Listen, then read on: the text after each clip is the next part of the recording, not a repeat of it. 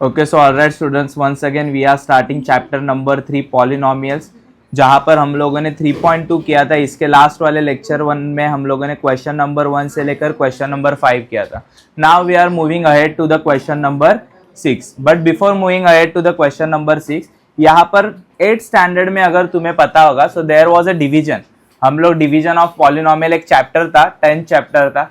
Okay, सो यहाँ पर काफी बच्चों को चैप्टर समझ में नहीं आता था क्या है, उसी के कंसेप्ट हम लोगों को यहाँ पर 3.2 में भी आने वाले, इसीलिए मैं 10.2 आपको वापस से एक सम समझा रहा हूँ। तो जैसे कि ये सम तुम लोग को दिया गया था और इसका डिवीजन करना था, तो डिवीजन करते सम है हम लोग क्या ध्यान में रखते थे कि सबसे पहले ये स्टैंडर्ड होना चाहिए। स्टैंडर्ड की मतलब 2 के बाद 1 और 1 के बाद क्या होना चाहिए, तो यहाँ पर होना चाहिए 0। तो ये स्टैंडर्ड है क्या ऑलरेडी? हाँ है दादा। और यहाँ पर ये भी देखो, हमेशा वेरिएबल क्या होना चाहिए, जो वेरिएबल है वो आगे होना चाहिए और नंबर बाद में होना चाहिए, मतलब ये स्टैंडर्ड में है। सो सीधा इसका क्या करेंगे हम लोग, डिवीजन करेंगे। सो डिवीजन कैसे होगा दादा? तो डिवीजन हम लोग ऐसे करते थे, देखो पिछले time, okay if you know, ऐसे डिवीजन किया जाता था। उसमें जो y+4 है इसे यहाँ पर लिखा जाता था और अंदर क्या लिखा जाएगा, y² + 10y + 24। और राइट में हम लोग एक जगह छोड़ते थे और उस जगह में हम लोग यहाँ पर क्या लिखते थे, so we write down explanation. Okay, so explanation लिखते थे। मैं तुम लोग को स्टेप बाय स्टेप समझा रहा हूँ कैसे राइट डाउन करना है ये वाला सम। सो यहाँ पर सबसे पहले तो देखो, ये जो y है बराबर, इसे ऐसे मल्टीप्लाई करना है कि इसका आंसर क्या आना चाहिए, y²। ओके देखो मैं क्या बोल रहा हूँ, इसका पहला टर्म इसे ऐसे मल्टीप्लाई करना है कि आंसर क्या आना चाहिए, y²। तो यहाँ पर तुम लोग क्या करोगे, तो सबसे पहले तो लिखोगे 1 में क्या करोगे, y को ऐसे मल्टीप्लाई करना है कि इसका आंसर क्या आना चाहिए, y²। अगर y को हम लोगों ने ऐसे मल्टीप्लाई किया कि उसका y² आना चाहिए, तो उसके बगल में उसका भाई कौन है, +4, उसे भी सेम नंबर से क्या करेंगे, मल्टीप्लाई करेंगे। सो +4 को भी हमें किस नंबर से मल्टीप्लाई करना पड़ेगा, सेम नंबर से ही मल्टीप्लाई करना पड़ेगा। सो मुझे बताओ y को किस नंबर से अगर मैं मल्टीप्लाई करूँ, इस y को किस नंबर से मल्टीप्लाई करूँ कि आंसर y² आएगा।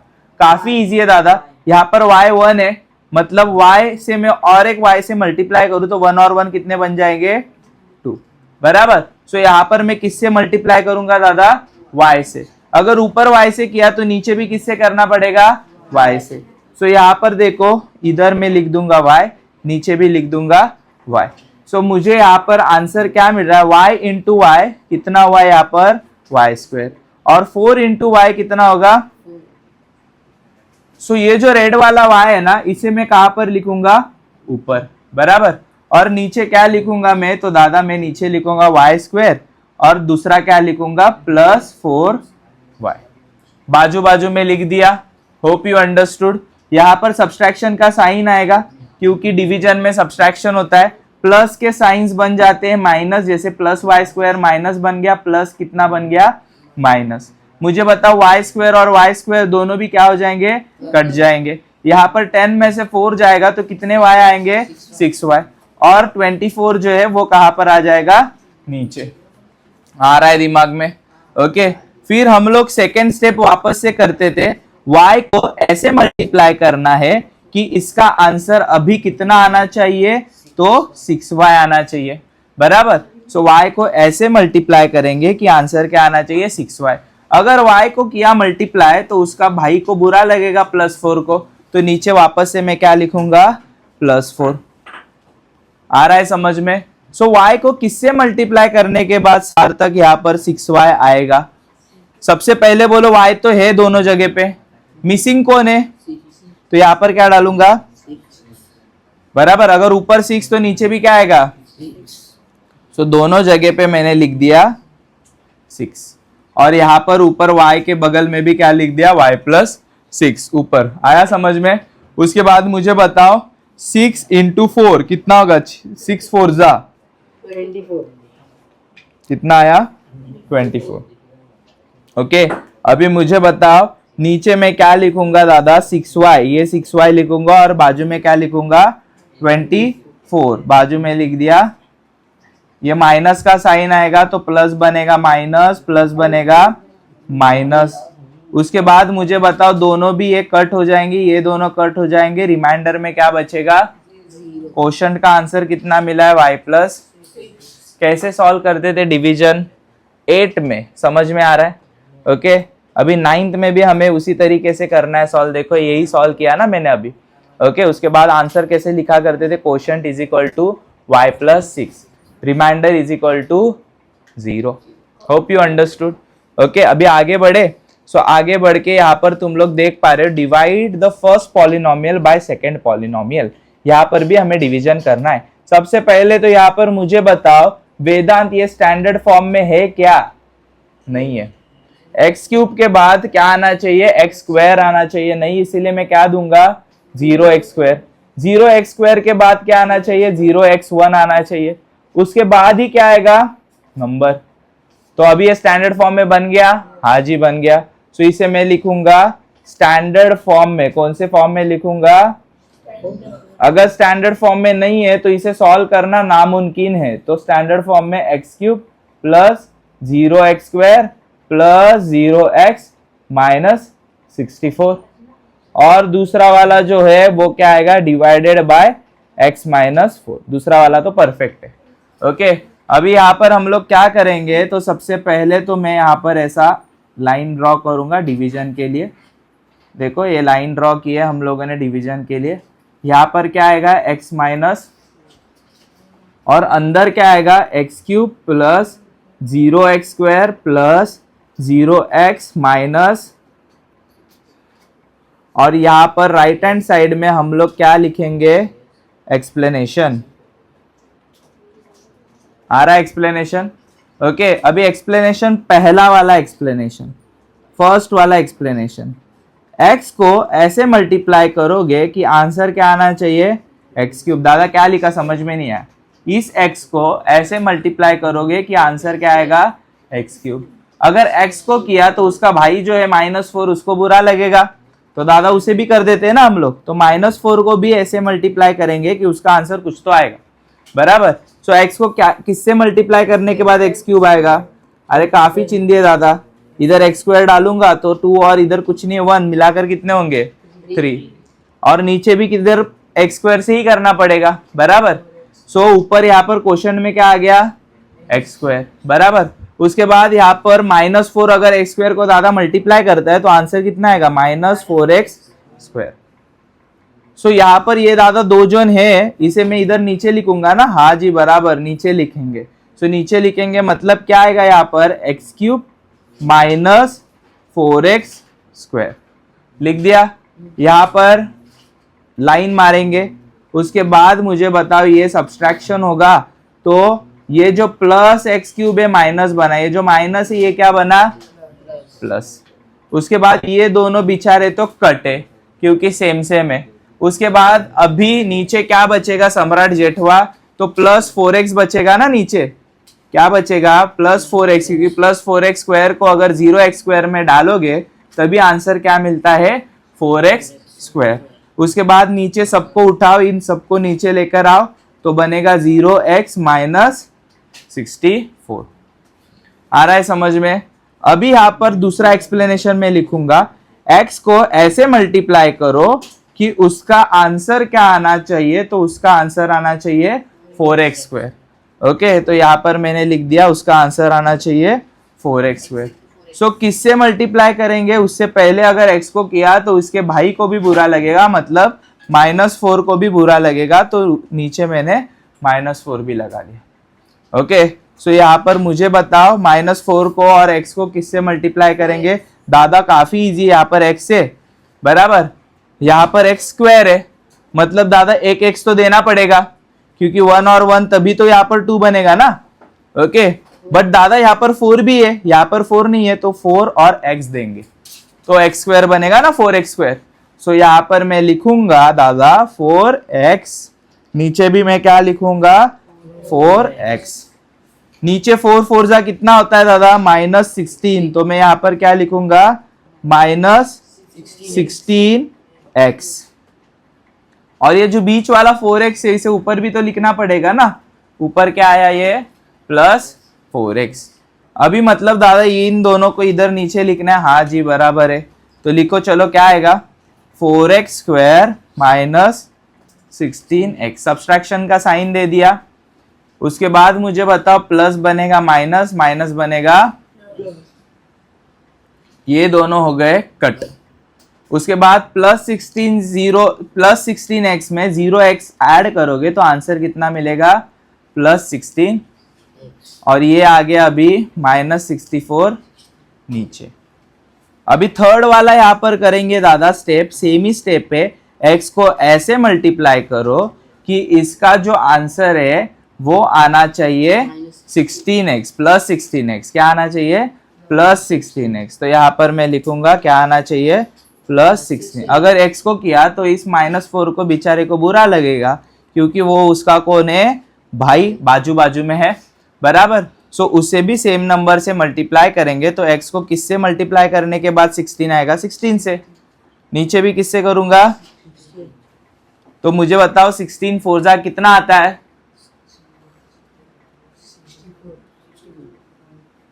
कितना आता है, 64, बट माइनस 64 ना कुत्ते लोग, बराबर। यहाँ पर क्या आएगा, माइनस 64, क्योंकि माइनस का साइन भूल गए तुम लोग, बराबर। बट ऊपर दादा यहाँ पर मैं लिखूंगा प्लस 16, ओके। सो नीचे क्या आएगा, यहाँ पर सार्थक इन दोनों को इधर लिखूंगा ना नीचे, तो लिख दिया मैंने, क्या लिख दिया देखो, एक second, plus 16x minus 60, okay. उसके बाद मुझे बताओ ये सब्सट्रैक्शन का साइन है, उसके बाद बोलोगे दादा ये माइनस बना और ये क्या बना, प्लस। उसके बाद दादा बोलोगे कि भाई दादा ये दोनों तो हो गए कट, प्लस माइनस, लेकिन ये भी तो प्लस माइनस है, दोनों क्या हो गए, तो रिमाइंडर कितना आया, 0, और क्वोशंट कितना आया, x square plus 4x plus, ऊपर क्या है माइनस, प्लस माइनस क्या होता है, इतना फालतू प्रश्न मत विचारो रे मेरे को। आया समझ में, कैसे सॉल्व किया है। फिर इसे हम लोग इस वाले फॉर्म में लिखेंगे, क्वोशंट का ये वैल्यू आया है, रिमाइंडर का ये वैल्यू आया है, फिर dividend is equal to divisor into quotient plus remainder. अभी बच्चे बोलेंगे दादा ये क्या है, तो सुसाइड करो, क्योंकि अगर ये पता नहीं है तो। डिवाइडेंड क्या होता है, तो अंदर वाले चीज़ को डिवाइडेंड बोलते हैं, इस वाले चीज़ को डिवाइजर बोलते हैं, ऊपर वाले चीज़ को क्वोशंट बोलते हैं, और नीचे जो अंडा आता है उसे क्या बोलते हैं, रिमाइंडर। तो ये तो आना मांगता है, डिवाइडेंड क्या है, डिवाइजर क्या है, क्वोशंट क्या है, और रिमाइंडर क्या है। Hope you understood question number 5 में से फर्स्ट वाला सम। अभी ये सेकंड वाला सम भी करके दिखाओ, करे ये भी सम, ये स्टैंडर्ड फॉर्म में एक है, देखो पहले तो दिमाग चलाओ, 5 के बाद 4, 4 के बाद 3, 3 के बाद 2, हाँ समझ रहा है भाई, थोड़ा आराम से, ओके। उसके बाद यहाँ पर 0x ऐड करेंगे, फिर 2 ऐड करेंगे ना, तो मैं इसे स्टैंडर्ड फॉर्म में लिखूंगा, कौन से फॉर्म में लिखूंगा, तो स्टैंडर्ड फॉर्म में क्या आएगा, 5x5 plus 4x4 minus 3x³ plus 2x square plus 0x आएगा ना, plus 2 divided by x square minus x, ऐसा ही आएगा ना कुछ तो, बराबर। अभी इसके आगे हम लोगों को सॉल्व करना है, तो हम लोग यहाँ पर क्या करेंगे, ऐसा एक डब्बा निकालेंगे, ऐसा इसको लाइन मारेंगे, और ऊपर से ऐसा बड़ा वाला लाइन मारेंगे, ठीक है। सो डब्बे के अंदर क्या डालूंगा, एक्स स्क्वायर माइनस एक्स, इधर क्या डालूंगा, 5x5 plus 4x4 minus 3x³ plus 2x square plus 0x plus 2, इधर ऐसा दांडका मारेंगे, और क्या लिखेंगे यहाँ पर, एक्सप्लेनेशन, क्या लिखेंगे, एक्सप्लेनेशन, ठीक है। अभी चलो सॉल्व करें। सबसे पहले तो फर्स्ट वाला एक्सप्लेनेशन, जो कि सब बच्चों को पता है, इसको ऐसे मल्टीप्लाई करेंगे कि आंसर क्या आना चाहिए, 5x5।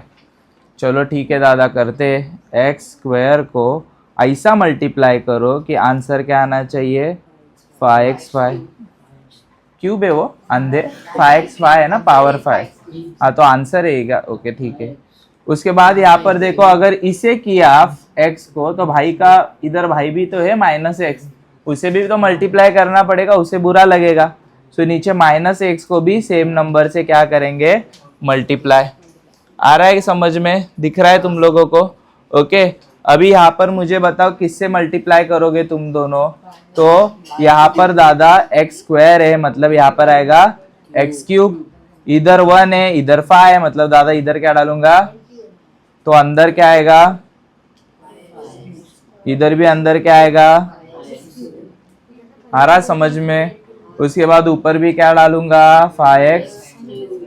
उसके बाद मुझे बताओ यहाँ पर प्लस माइनस, ये 5 का 5, यहाँ पर x3 है, यहाँ पर x1 है, टोटल क्या होगा, लिख दिया x4। थोड़ा बाहर जा रहा है बट तुम लोग को समझ में आ रहा है, करेक्ट। उसके बाद यहाँ पर देखो आगे तुम लोग क्या लिखने वाले हो, अभी आया अंदर। ओके सो आगे तुम लोग क्या लिखोगे, सबसे पहले तो यहाँ पर तुम लोग नीचे क्या लिखोगे, 5x5 माइनस 5x4। सब्सट्रैक्शन का साइन डालना है, ऐसा इसे खींचो लाम तक, प्लस बनेगा, माइनस माइनस बनेगा, ये दोनों हो गए। तो प्लस 5x4 और प्लस 4x4, देखो ये दोनों प्लस प्लस है, एडिशन करोगे तो क्या आएगा, 5 और 4 का 9 आएगा ना, मतलब दादा यहाँ पर मैं ये लिखूंगा 9x। आ रहा है समझ में? नीचे सबको उतारो, क्या क्या नीचे आएगा, -3x plus 2x² plus 0x plus, सबको नीचे लिख दिया। अभी दूसरा स्टेप, ये थोड़ा सा लेंदी है बट मजा आता है करने के लिए। x² को ऐसा मल्टीप्लाई करो कि उसका आंसर क्या आना चाहिए, 9x4। अगर उसको किया तो यहाँ पर क्या आएगा, -x, उसके भाई को भी मल्टीप्लाई करना पड़ेगा, बराबर। सो x² को किससे मल्टीप्लाई करूंगा, 9 तो लगेगा और x² भी लगेगा, तो अंदर क्या आएगा दादा, तो अंदर यहाँ पर आएगा 9x², नीचे भी आएगा 9x², मतलब कि इक्वल डालकर यहाँ पर क्या आएगा, तो -9x3। क्यों क्यूब आया पता चल रहा है, क्योंकि ये भी 1 है, ये 2 है, दोनों मिलाकर क्या है, क्यूब। ओके अभी इसके आगे क्या सॉल्व करेंगे हम लोग, सो वी विल डू, यहाँ पर सबसे पहले तो ऊपर में लिख दूंगा क्या, सो ऊपर I will write down plus 9x², नीचे क्या लिखूंगा मैं, सो यहाँ पर मैं लिखूंगा 9x4 माइनस 9x3। सब्सट्रैक्शन का साइन डालेंगे, ये ऐसे लाइन ड्रॉ कर दिया, प्लस बनेगा माइनस, माइनस बनेगा प्लस, दोनों यहाँ पर क्या हो गए, कट गए। सार्थक लक्ष्य दे, प्लस माइनस माइनस, 9 में से 3 गए तो यहाँ पर कितना बचेगा, 6x3। और नीचे -6 कैसे आएगा रे गधे, क्योंकि यहाँ पर तुम लोग देखोगे बड़ा साइन किसका है, ये 9x3 को कौन सा साइन है, प्लस है, तो प्लस माइनस माइनस, और आंसर में क्या आएगा, प्लस 6x², बराबर। माइनस नहीं आएगा क्योंकि ये छोटा है, बराबर। इतना तो कॉमन सेंस तुम लोग को मैंने पढ़ाया था क्या करना है और क्या नहीं। फिर सबको नीचे लो, और यहाँ पर क्या आया, 2। वापस से हम लोग वही मेथड करेंगे, थर्ड वाला, x² को ऐसे मल्टीप्लाई करना है कि आंसर क्या आना चाहिए, 6x3। -x को भी सेम नंबर से करेंगे, क्या रहेगा फिर अंदर, 6 तो चाहिए, x भी चाहिए, 6 चाहिए, x भी चाहिए। तो यहाँ पर क्या आएगा मुझे बताओ, 6x इंटू -x कितना आएगा, -6x, और ऊपर क्या लिखूंगा मैं, सो प्लस 6x, नीचे क्या लिखूंगा मैं, तो यहाँ पर लिखूंगा x³ माइनस 6x, सब्सट्रैक्शन दूंगा, बराबर। उसके बाद यहाँ पर प्लस बनेगा माइनस, माइनस बनेगा, ये दोनों हो गए कट, मतलब कि कितना आया, 0, बराबर। लिखते नहीं अपन। उसके बाद प्लस माइनस क्या होगा, प्लस प्लस क्या होगा, प्लस, और यहाँ पर कितना बचेगा, प्लस OX प्लस 2। ये थोड़ा लेंदी है, वापस से हम लोगों को करना पड़ेगा फोर्थ वाला। x² को ऐसे मल्टीप्लाई करूंगा कि क्या आना चाहिए, 8x², -x को भी वैसे मल्टीप्लाई करूंगा, तो जो भी आएगा वो लिख लेंगे चुपचाप। सो क्या आएगा मुझे बताओ सबसे पहले। तो यहाँ पर अंदर आएगा क्या, 8 चाहिए, बाकी कुछ नहीं चाहिए। यहाँ पर भी 8 ही चाहिए, बराबर। तो आंसर कितना बन रहा है यहाँ पर, ऊपर 8 और यहाँ पर कितना आएगा -8x, बराबर। सो आगे मुझे बताओ क्या लिखोगे तुम लोग। यहाँ पर लिखूंगा 8x² -8x प्लस, सब्सट्रैक्शन का साइन दे दिया, उसके बाद प्लस बनेगा माइनस बनेगा, ये दोनों हो गए, प्लस 8x में से प्लस 0x मिला हो तो क्या बनेगा, और यहाँ पर 2 कितना बनेगा। ये फाइनल आंसर है क्या, है या नहीं है फाइनल आंसर। इसके आगे नहीं सॉल्व कर सकते। क्यों नहीं सॉल्व कर सकते दादा, क्योंकि ये है x² और ये डायरेक्टली क्या है x। बड़े स्क्वायर को कभी 1 बना सकते हैं क्या, तो खत्म करने का। अगर इधर दादा x² होता तो सॉल्व कर सकते थे, हाँ। अगर इधर x³ होता सॉल्व कर सकते थे, हाँ। बट इधर x² से भी छोटा है, 1 है, तो इसे सॉल्व। दैट्स इट बॉयज, यहाँ तक ही था। और ये आगे वाला सम देखो सेम ही सॉल्व हुआ है ना, 8x + 2 में खत्म हो गया। यहाँ पर 2 ही आता है, सॉरी माइनस होगा ना, ये अपन ने किया नहीं। जस्ट गिव मी मिनट, यहाँ पर माइनस होगा ना साइन, तो प्लस माइनस माइनस आना चाहिए। नहीं, इसका क्या करेंगे, इधर देखते। ओह सॉरी, इसे तो सॉल्व ही नहीं करना था। ये तो 2 ऑटोमेटिकली कहाँ पर आएगा, नीचे आएगा। सो ये क्या बनेगा +2। बाकी सारा सम हमारा क्या है, सेम। ओके, ऐसे सॉल्व करना है।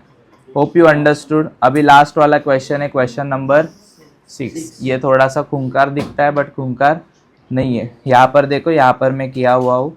सबसे पहले तो क्वेश्चन पढ़ो क्या है।